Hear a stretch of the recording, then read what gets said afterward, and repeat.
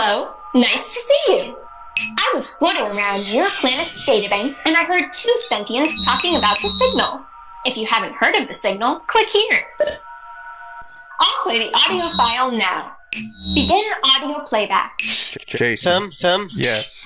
Tim Stabers has made a wonderful series called Dream of Me, and I actually watched the extended version in one go, and it looked fantastic. Thank you. So, first of all, I met you a few years ago while working on a project in New York City, and I was and I still am inspired and impressed with your filmmaking and editing talent. And I asked you then to edit my independent projects, and today you still graciously edit and also serve as post-producer, sound editor, colorist on my projects when you're not running around being an auteur. I'm so proud to be a friend and colleague, and after I watched your new one-man film project, Dream of Me, I had to ask you a few questions. It's a lot to live up to. So first of all, let me just say thank you to you and anybody else that watched. It was a pleasure watching it. Firstly, congratulations on what is truly an excellent one-man filmmaking feat. Thank you. What inspired you to come up with a story concept and the idea to do everything on your own, including performing the role yourself? Necessity. A lot of it comes from personal places. But the biggest thing, which I think a lot of filmmakers can relate to, is that when you're young and you're making a movie, you know, you don't have anything really to work with except for maybe a camera. And I wanted to make a movie now the same way I made them when I was a kid, which was by myself.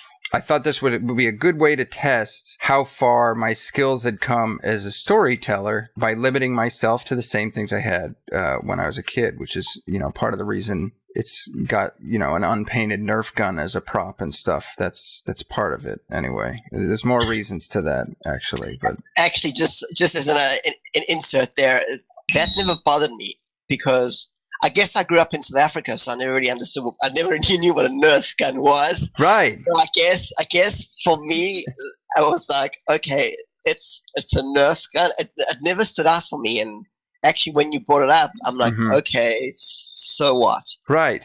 You know, and I think actually, like, the thing is like Luke Skywalker's lightsaber is made from one of those old gigantic film cameras with the handle of the flash of one of the, I forget the model or whatever, but or a better example is have you seen Aliens, James Cameron's Aliens, right? Of course, yeah. You know that when the Marines have their giant guns, they're wearing Steadicam rigs, and the guns are strapped to Steadicam rigs, and you know, no one knows. I mean, right? Yeah. So, in terms of the story concept and the idea that you came up for your character to be in this space, to be in this unknown world, where did you come up with that concept from? Well, I used to live outside of the Boston area. When I was about 15, I moved away, and then I kind of had moved all around the country, and then eventually 2 years ago, I decided was kind of going through that midlife, quarter-life crisis that everybody goes through, where you kind of start to think, okay, I should probably do something that's a little bit more stable and stop living like a college kid, because I haven't been in college for almost a decade now, you know. And then, so I decided to go back to the Boston area, and then I started looking up friends and stuff, and it felt very foreign to me. Like I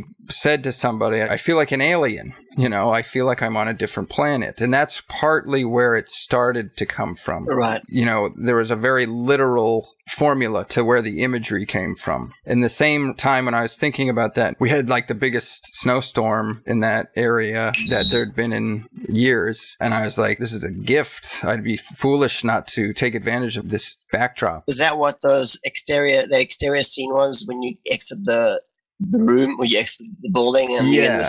Originally, there was actually, I shot a lot more footage outside. The script went through a lot of changes over the course of what I thought I could do, and then what I knew I could do, and then what I realized I really had no chance of ever pulling off with no money or resources. Right.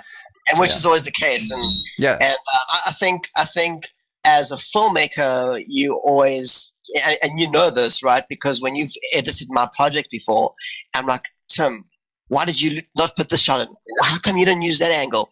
And I think then after a while that I spent time working with you, if you notice, I never asked you those questions because I knew that there was a reason why. And also you have to be able to step out of yourself. So as a filmmaker like yourself who directed, filmed, and edited it yourself, did you find it difficult to cut out those babies of yours? Oh, yeah. It's very easy when someone else shoots it because I didn't shoot it. I wasn't there. I'm a very militant, violent editor when it comes to other people's work. I have no problem just cutting big chunks out. Fortunately for me, I had done so much editing at that point, I knew that that's just the way it goes. And the other thing is I'm big on pacing, particularly story pacing. I have a huge problem when people aren't moving the story forward with the editing, you know. There's a constant flow of a question in the audience's head that needs to be answered. And if you can keep that wheel spinning at the same rate for long enough, then you can start to slow it down or speed it up and stuff. But in the beginning, you really have to get that going quickly. And when I edited it, I didn't do like an assembly cut or anything. I really edited it like one beat after the other. Like I waited until the beginning was perfect, then this part was perfect, and this part was perfect. And you refine each part. Right, which actually brings me to the next question. Now, did you plan everything out in pre-production, or was your approach more spontaneous, especially since you had no cast or crew to really plan with? Well, the thing that most people don't know is that I was living in that apartment with a roommate. So when you see the empty room, when there's a shot where I kick the door open and there's an empty room, that's actually my room mirrored. And I moved the light in my helmet from the left side to the right side, and I held the gun left-handed instead of right-handed. So I reversed everything so that it would look like there were two empty rooms, where in actual fact, I had to plan around his schedule because there's a lot that takes place in the bathroom, and I had to make sure that I wasn't keeping him from being able to use it. Luckily, I lived with a guy who had the patience of a monk and didn't mind having like a fog machine on for several days or in a row. But most of the time, I tried to do the majority of the wide shots and things where I had to move furniture around, unplug the fridge and move things. I did all that stuff while he was at work. But for the most part, I storyboarded virtually everything. The storyboard actually only took me about 2-3 days. That was the tough part. Wow. Is how long it took to shoot versus plan. Did you storyboard every single shot or just everything that doesn't take place in the room, like the scenes where Corona is he has the fire in the room, or he's watching the video on the wall. All of that stuff that took place in my room, I did very rough storyboards, but everything that took place outside, I went through from beginning to end and storyboarded that in about 2 days, 3 days. Did you actually draw everything, or was it more storyboarding in terms of shot listing? Because I had the luxury of living in the location I was shooting in, if you can call that a luxury, I guess. The storyboards were actually just photographs of me going through it and picking out rough angles and figuring out like, I'm going to want a wide here and I'm going to want a close here. Much of the story is told in close-up. It's a lot of the minute, little details and things that are happening. So wide shots kind of were out of the question when it comes to, because it's a lot of looks and close-up to hands and reactions and stuff. Yeah. It became very evident that I was going to have to do a lot of shots. I mean, there's things that I shot in that I would much rather, like even in my storyboard, I was like, I would have rather done a crane like over this way or dolly in this way or do those things. But I just had, I had none of that equipment, but I did put a couple of camera moves in part 4 to let people know that I was aware of those kinds of tricks that filmmakers use, but I didn't have an ability really to use them that much. Did you have any help? I mean, I know you have the actress that you work with, but have any other technical help or any crew at all that's in your closet, letting out and stuff? I did one shot. The model of the carousel was I did a sketch and I sent it to my friend Jason Livingston, who works for a 3D printing company. And I kind of showed him like what I was going for, and then we went back and forth maybe 2 or 3 times, not much. And then he sent me 2 different scales of the model that I ended up putting in and using. Other than that, and the actresses, no. Everything you see and hear was done by me. Right. And you know what? Actually, you bring up the carousel, and before I forget, I actually want to ask you a quick question about that. Are you conscious of the idea that the carousel reminded me, and maybe other people, of Kubrick's 2001 Space Odyssey? Yeah. Unfortunately, when you're designing something that has to exist in space and needs people to walk around on it, I mean, that's the only scientific way, really, to do a space station. I was actually awestruck by the carousel that you created, because I'm thinking, holy shit, did he create this? I mean, it looked very authentic, but mostly I was impressed that you even managed to pull that off, because I'll be honest with you, I didn't know how I was going to do that. I had no idea. When the gun goes off and the screen goes black, originally that was going to be how I ended it. But I was like, I can't do that to the audience. Number one, because I wanted to give people a complete story, but I also wanted to show that there's a lot to expand on. Right. And it's a property that I really want to explore, and a universe I really want to explore. And I have a lot of story to tell. I know why he's there. I know how he ended up there. If he does get off, if he doesn't get off. I know about the inhabitants, and there's different characters within there, but I will be honest with you, I knew I needed to see a big wide exterior shot, and then I kept conceiving this long credit sequence where, you're flying through space and stuff, and I was like, I have no idea how to do any of that.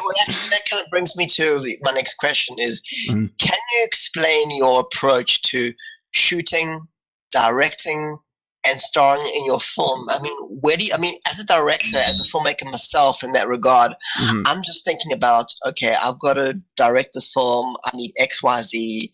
I need to do this casting, that casting. I need to hire this DP, and I'm going to call Tim because I don't know how to cut this thing together. But when you are in your own head and you have to shoot, direct, and star in your film, where do you begin?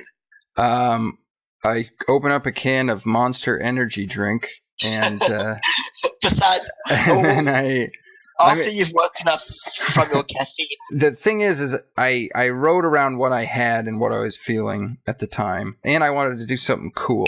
I had been doing all these kind of like more indie feeling, handheld camera, the stuff that I think we all get into as we become pretentious film students, and you want to convince everybody about how they should see the world, and you have a message and all that. And I wanted to throw that all out the window and do something that I just thought was fun. Yeah. I explained to somebody, I was like, I wanted it to feel like you were reading a comic book underneath your covers with a flashlight as a kid. I think you accomplished that. But when it comes to doing everything yourself, eventually I just kind of got into a rhythm. There was a lot of early tests and stuff that I threw out that I just was like, this isn't working. I did some early handheld, like in the beginning when Corona comes in and he is clearing the apartment and he's looking around the corners in each place and making sure it's empty. I had originally conceived to do that in handheld with holding the camera in my face and then doing another take where it was aimed away from my face along the barrel of the gun. And I had shot that and it just didn't feel right. It just felt, handheld, unless you have a great camera, handheld feels cheap to me, but when what camera were you using, by the way? Oh, that was a Nikon D7000 DSLR. All right. Once when there's movies that are being shot on the iPhone that are now being turned into commercials and accepted to Cannes, shooting on anything is fine in my opinion. Just shoot on whatever you got. Right. Yeah, it's something that I had to overcome because when I was working on commercials, I was surrounded by the RE, the RE and the red camera and so forth. And so you want to find those toys and you can't afford those toys. So, but then you find out that it's really about the content. And I think that's wonderful. What you've created is this wonderful content. But back to the technical side, because I think as a filmmaker and in general, people are like, wow, how did you do this on your own? So can you share how you went about setting up your lighting and shots for each scene? And how difficult was it to frame, especially since you could never truly see your own image perfectly in the frame like you would if you were directing and framing an actor? I know that's a long question. But oh, that's fine. First thing I would do is I would pick a shot from my shot list. Particularly depending on how I was feeling. Some days I was like, I'm not putting on this costume. I'm gonna go insane if I have to put on this costume again. So I would just do 90% of the time, if you can't see my legs, I'm not wearing pants, by the way, just because it was very hot. Right. Because it was shot in the summer. The exteriors were shot in the winter, but then shooting kept going longer and longer. And then I was like, oh man, I should just shoot it. I need to shoot everything that I have outside and get it done, because I could only shoot at like 4 a.m. when nobody was around and when everybody was asleep. But to answer your question about the process of lighting and stuff, what I'd first do is I'd set up the camera, I'd check the angle, and then I would do like a dry run without any set decoration, no costume or anything. I would just walk through and I would do the motion. I kept those things up on the windows pretty much most of the time I was shooting, just because I was like, I'm gonna have to put them up and take them off and put them up and take them off. But I built this tape hinge on the side so that I could open them when I needed to let in more light. So they kind of became like bounce boards where I could just kind of let in enough light that I needed in certain areas. And then I got 2 big white bounce boards from an art store that were about 5 feet tall, and I used those to bounce a lot of light. And then I used flashlights and a desk lamp with a daylight balanced bulb. And then I would lay down a layer of fog and make sure that the fog was the right thickness. So that's not digitally created though. That's not a post creation. No, that's all real. A real fog machine, yes, was running a lot of the time, which was a pain in the butt because that was another thing I kept forgetting to turn off, and then it would turn on in the middle of a take, and then you'd see this thing, and then I have to turn it back off. But yeah, so set up the frame, do the lighting, set up the fog, and do like set decoration, move furniture, then put on the costume so that I wasn't sweaty. And then I would do several takes until I got one I was happy with. And then I would get very excited at the fact that I worked for maybe 4, 5, 6 hours and got maybe, on average 2 or 3 difficult shots done, multiple takes of each one each day. I think it was like for every 10 seconds of final footage you see, it took me about 24 hours to do. But you shot about 6 hours a day. Oh no, I shot probably longer than that most days in order to get things done. Wow. Yeah, I generally worked like 10-hour days, 10 or 12-hour days. I was editing in the evenings while shooting during the day, and then I would take maybe 1 or 2 days off here or there. Okay. One thing that's come to my mind is the amount of patience that you have. I would say, like, in general, creative people are usually impatient and impulsive.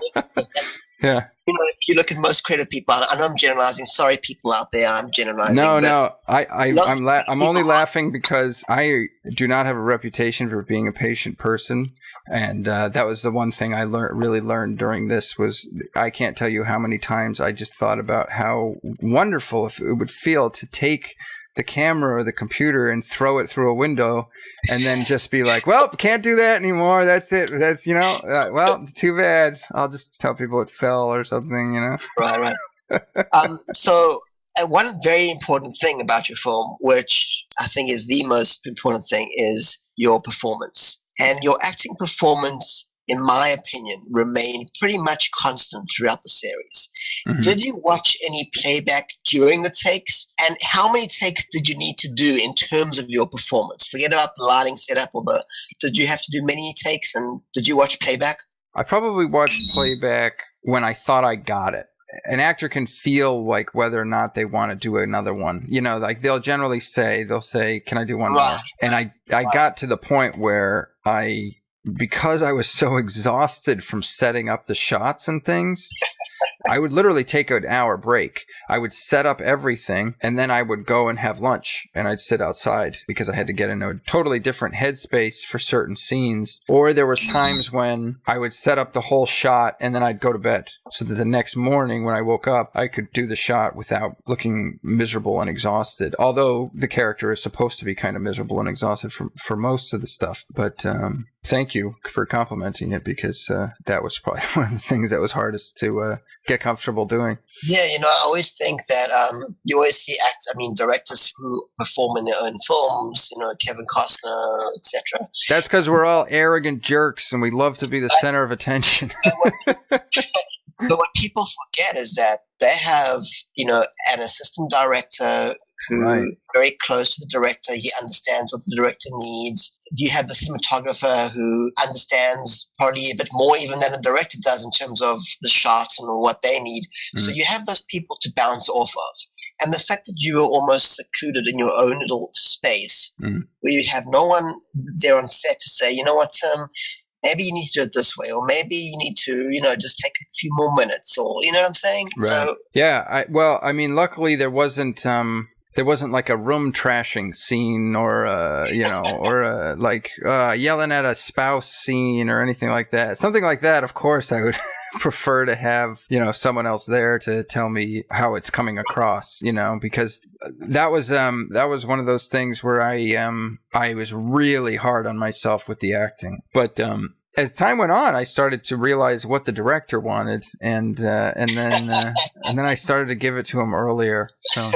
So ultimately, which I think is impressive for a young filmmaker like yourself, to have the discipline to know when something is good or bad, but also the self-awareness to see yourself and to be vulnerable with that, and to be self-critical and also focused. Because, when you're on your own, it's easy to become lazy and unfocused because there's no one to push you. And I think there's discipline in that, because it's like you give a kid, 3 crayons. It's like you create this painting, this drawing with 3 crayons. It's all you're going to get, 3 crayons. Do what you can. Even though the other kids maybe have 6 or 12 crayons, Tim Stabers has 3 crayons. Right, yeah. And I think to be able to create a wonderful project like you did with 3 crayons, so to speak, is a remarkable achievement. What actually brings me to my next question is, I understand that you had a very limited budget. Now, as a filmmaker, I'm always concerned with how much money do I need to get it done and how I'm going to get the money. So can you share how you, quote unquote, financed your project? Easy. I didn't. I looked at my bank account and realized there was very little in it, but I carefully budgeted out my personal expenses to allow me to work on the film. Other than the fog machine and the motorcycle helmets, everything else was stuff I had or that I found or collected, either off the street or whatever, But yeah, when it comes to money, there was none. It's hard to explain, but I just started to get this sense of like, okay, if I spend this much on groceries and this much on all my other expenses, that's all you need. That's life, is eating and a roof over your head. And for me, electricity with a computer and stuff, which unfortunately my computer broke down 3 times. But luckily, the good people at Apple are honorary in their warranties, and I found some loopholes and got a lot of that stuff covered for no cost. But in the beginning of our interview, you were talking about your location being your own apartment. The film is, I would say, claustrophobic. And I'm assuming that's the feeling that you went with. Are there any locations besides your home that were in there that I didn't see? Like, I just feel, because there was so much information in such a short time that I feel like I may have to go back and watch it a 3rd time just to kind of, maybe I missed a location. Because I think, and that's just a compliment to your editing flow, like you're talking about pacing before. But were there any locations that I missed? And if so, where did you source them from? No, I mean, that there was one door that led to another part of the basement that was kind of a utility door, like it led to where the water heater was and stuff. And because I didn't want to address that door, I pasted over kind of with one of those bounce boards for certain shots. I put it over the door so that there wouldn't be a door there at all. And then there was right when he comes into the stairs over to the left, there was another set of stairs, but that's where I pushed the fridge and I made it look like it was just an extended wall there, and then avoided showing that with the camera. Another couple things that I did to make it feel more claustrophobic and make it feel a little bit otherworldly was, if you notice, there's no outlets or light switches throughout the whole apartment, and that was something I removed in post. And then there was a couple of windows that I erased because I didn't want to address those either. That's awesome. And for all the technical wizards out there, I'm sure they want to know this. So which software tools did you use to create the CG effects, and how long did it take? I did all of my editing in Final Cut 7 because I'm old school. And then I took those XMLs and put them into After Effects. And After Effects actually is where I spent most of my time. And that was CS5. So that's an old version of After Effects, which I didn't use any plugins. I think plugins are for wimps. But After Effects, I did all the color and everything, and did all the animation in there. There's no actual 3D model work. The carousel is a 3D printed model that I did a white layer of paint. And then I took photographs of it. Then I used that and I put it into After Effects. And then in After Effects and with Photoshop, I did like a digital paint layer over it. And then added like all the lights were things those are flashlights and things that I shot in the dark. I shot real footage of, and then I superimposed those. Just give it a more real kind of feel. Everything has like a digital element, but there was always a real element being superimposed on top of it that I thought. I thought it just kind of gave it a more of a organic feel that way. I think that's what made it very real, because you had that, you shot that in camera, and then you kind of I think the computer is great at erasing things and duplicating things. You can take a real light and duplicate that light in the computer, and it does a great job at duplicating something that's really shot. But when it comes to generating imagery, I think either you generate the whole thing in the computer, or you don't generate anything in the computer, or as little as possible. So back to just a quick question about the CG again. Your CG effects were meticulously blended into your scenes. Mm-hmm. Were you concerned that they would stand out too much and therefore lose their authenticity? Absolutely. That was the biggest fear. And how did you avoid that? The wall projection scenes with Dot, and she's, the helmet is projecting onto the wall. The biggest thing that I feel sells that those are there is having something in front of them. Mm-hmm. So by trimming out the shoulder or having it go below the camera, and then also in that particular scene, you'll notice that over on the corner, the projection is hitting the edge of the wall, so a little bit of it is bleeding onto the corner, and it's a little bit out of focus, a little blurry. Like that's or there's like a hole on the wall from where he shot the gun, and there's a little bit inside the hole. Those were the types of things that I had no idea what I was doing when I started, but as I went, I was like, okay, if I do this, that will just give it a layer of authenticity that visually it looks like it's all there occurring at the same time. Yes, so there was some texture to it, which I think definitely lends to authenticity. Yeah. Are there any one-man crew technical feats you'd like to share that you're most proud of? One of the things I like most is the shot with the fence at the end. It's a rack focus down the length of the fence as he's running out. It's like one of the few exterior shots. Mm-hmm.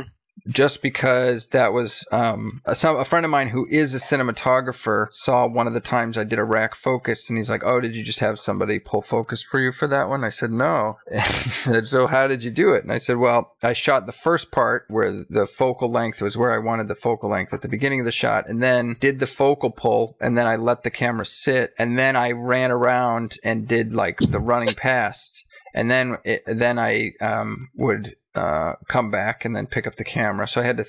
So those were the types of things that, like, if you didn't get it on the first take, I mean, it's just running past the camera, so it's not a big deal. But if I didn't get it on the first take, I'd have to do the whole thing again. So you had the two layers basically. So you had the layer that was in focus, the layer that was out of focus, and then you just blend the two layers together. Right. Exactly.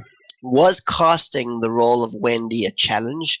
And where did you find your lead actress? Darby, I actually had met on who's fantastic, by the way. Everybody should use her. I can't think of many other actresses that I've worked with that would agree, especially to do something like this.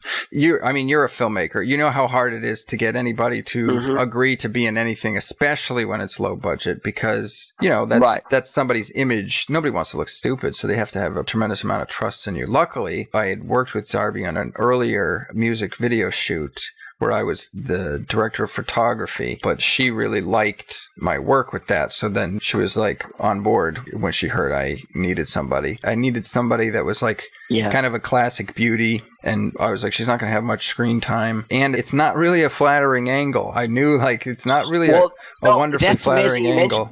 Amazing you mentioned that, because I was just thinking, first of all, it was shot beautifully. It's a beautiful scene. Thank you. I love how you came from your face in one location and then you were in this new location, and it was classic. It felt like World War II, right? Yeah, right. And I was thinking, to film that angle of an actress, it either takes a lot of convincing right. or she really has to believe in her role and what you are trying to accomplish. And second of all, that sky I'm assuming that sky was CG, right? Because it was beautiful. It was there's a real sky that I composited in later. So the correct terminology would be a composite. So a composite shot, yes. A composite. So that was a composite that you used. Forgive me about that. Your wardrobe. It's hard for me to design my own wardrobe in general, but to kind of conceptualize this outer world environment. What inspired you to come up with those wardrobe designs, and was it difficult finding those materials, like the pipe coming out of the helmet? Like, I know you bought the helmet, that backpack that you wore, and so forth. It came from kind of the first thing I had a desire to do was to make a hero silhouette. I think all the best heroes in pop culture have great silhouettes that are kind of recognizable everywhere. Right. Mickey Mouse is just 3 circles. Yeah. Batman, that's a silhouette that you put up there and people know it's Batman. That's the power of branding, really, in my opinion. But to have a silhouette that is really recognizable, because I was trying to make a superhero with no superpowers was basically what I wanted. I wanted, the Star Wars without the Force. I wanted something that was a little bit more like Star Trek, but with the fun and the action-y type feel of like a pulpy superhero type character. And I think that's where a lot of filmmakers lose, is that they forget about the character. Or they begin with this huge idea, and then they go, okay, well, now I'm going to insert this character.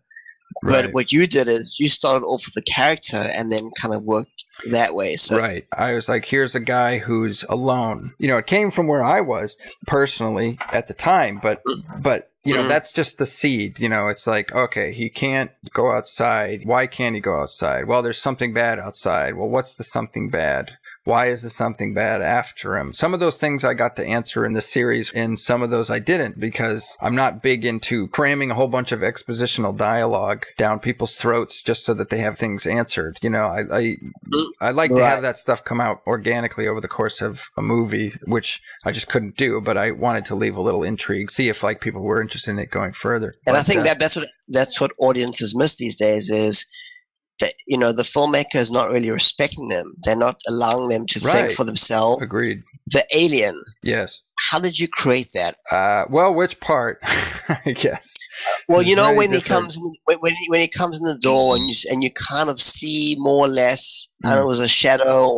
There was something there? Was that a composite again? That was yes. That was a composite, but that was shot during the day, so I had all that light that could spill in. I shot the door opening several different times with different irises. And then I took all those and layered them on top of each other in the computer. And then I did one take where I was walking on my hands. That's actually me walking upside down. That was the thing I was most worried about. I wanted to do like the Jaws thing where you saw a piece, just make it something to spark people's imagination than to really show them what it is. You know, I've messed around with designs and stuff, but I knew there was no way I was going to be able to build something or have someone build me something. That was kind of the best thing I could come up with. So ultimately it was you doing a handstand. Yeah. And I think what makes it interesting for me was that in order for a filmmaker to create fear for the character of something in their realm, in the external realm, a lot of times filmmakers would show what that fear is. But what's more fascinating to me is how you created the feeling of the imminent threat without actually showing what that threat is. Because it's that idea that there's something out there. It's either going to get the character or it's going to get you. Right. And it only matters, though, if you care about that character. It has very little to do with the design of the monster, the sound of the monster, you know. Exactly. And that's just, the subjectivity of art is whether or not you're going to connect. I knew I had to convince people by that point in the story that there could be something out there, and my skills as a filmmaker up to that point would let you be like, oh, did he really build something? Did he really make something that's going to come through there? Like, yeah, because at that point you're either in the story or you're not. You're either with him and you care about what's going to come through the door, or you don't. And that was kind of the ultimate challenge for me, was if you don't care at that point, then you probably didn't care the whole time. And you probably turned the series off, 2 episodes ago. Right. How do you feel about sharing all your tricks of the trade? Oh, I hate it. I think it's terrible. No. I guess it's important at this point. But it's tough because I don't want to apply meaning to anything to take it away from people. Like I used to think like, oh, once you start telling people where things came from or what it means, then it stops being their movie too. So I try to avoid it. But at this day and age, I think that those people who want to know will seek it out no matter what. Like if there's a distinction between telling people how you accomplish something and telling people what the symbols mean or what. Right. So, what you were saying about sharing how you accomplish things. I think besides like, wow, the story is amazing. How did you come up with the story? Where did you begin with the character and so forth? For me as a filmmaker, what kind of inspired me to want to sit down with you too was, oh my God, you did this with one person, like a one-man movie, essentially. And I understand, and any filmmaker understands the challenges, especially when there's no budget or there's a low budget and you're begging and borrowing to accomplish something like that. And then you have, Tim Stabers in his bedroom making his movie, and it comes out like, wow, how the hell did he do that? And so I think that's really worth exploring, and I'm personally grateful to you for sharing your how you did this and your insights, because I think at a time, like you said, where anybody can pick up a camera and do anything, just to pick up a camera and film something is easy, but to film it and make it good and make it look good and actually have content and texture and everything that a film needs in order to connect with an audience, that is something that not many people can do. So thank you. You're welcome. So that's where I've known you for a couple of years. I know that you're a good filmmaker. I've seen your projects before. But then it's like he's a filmmaker and an auteur, but he's literally an auteur. It's not like that's a hot debate with most people, is the auteur theory. Is the film the result of one person, or is it the result of a whole big collaboration? Right. So I know you're doing lots of branding right now. What's the goal with the branding? Well, right now, Dot is more or less the logo. I guess she would be like the bat symbol or the Superman S, that type of thing.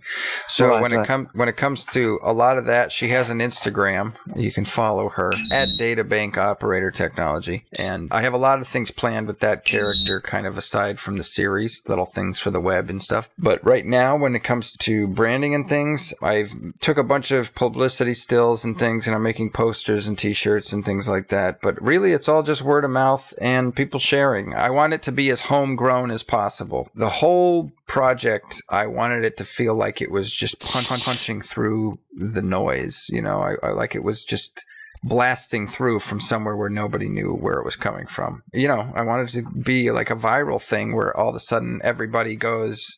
Like, I want people in film schools to be like, we watched La Jetée and then we watched Dream of Me. You know what I mean? So, what's the future of Dream of Me, and will there be more episodes? Are you looking to edit it into a feature? Well, right now, the web series as it exists is really it's the pilot. It's also the first. I would say I would tell the story faster if it was a feature, but all those same story beats would be in there. I would redo it probably in 10 to 15 minutes, and then I have like a whole movie worked out. I think a series would be fun because there's like several short films, so you get there's more of an opportunity to change up the tone. Well, with a movie, you do a tone and you have to keep that tone pretty consistent throughout the whole thing. With a series, with each episode, you can start from a slightly different place and then have the tone be radically different from episode to episode. But the ultimate goal right now is to just get it seen and then get things lined up in terms of offers maybe for people who are interested in doing a feature. Ideally for me, I would do a feature. Right. However, there are more opportunities, I think, right now for TV with series. So I do have a plan for a series, but ultimately to me, it would boil down to whoever gave me the most control over the final product. And right. And I would agree that it definitely, in terms of the Amazons and the Netflixes, they definitely are giving filmmakers more leeway and more creative freedom than the networks or than movies. And like you said, because they just can. Right. I do want to say that it's been awesome talking to you, and I'm so grateful that you managed to sit down with me and share your insights into how you did this project, because I think it's so valuable for everybody to know. Well, that's very nice of you to say, and I would gladly sit down and have a conversation with you whenever. Well, thank you, Tim Stabers, for having this conversation with me, and I wish you much luck and success. Thank you very much. Audio playback complete. Wow, it seems like the signal is starting to be received by sentients all over your planet. What great news! Now, don't forget, spreading this signal throughout the galaxy is the only way we can help save our friend Albus Corona. Thanks for your time, and I'll see you around the databank.